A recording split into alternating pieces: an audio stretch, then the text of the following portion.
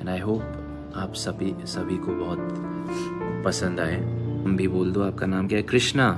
हाय कृष्णा, बिहार कब आओगे? बिहार बहुत जल्द आने वाला हूँ भाई। I love Bihar as well, been there once.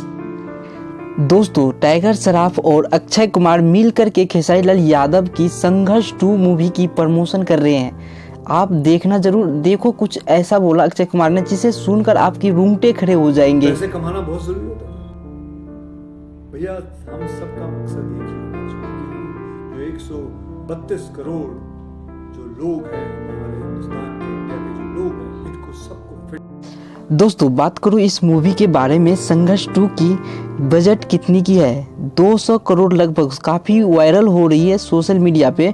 दोस्तों, एक बात और वायरल हो रही है रामचरण जी का, जो कि साउथ मूवी का सुपरस्टार हीरो है। वो एक इंटरव्यू में कह रहे हैं कि भोजपुरी का कलाकार जिसका नाम है खेसारी लाल यादव, वो मेरी कॉपी करते जा रहे हैं।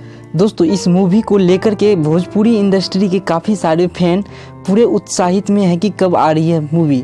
वाकई में ये मूवी KGF 2 की टक्कर देने जा रही है। दोस्तों, इतनी अच्छी इसमें एक्शन है, आप देखोगे तो आपकी होश उड़ जाएंगे।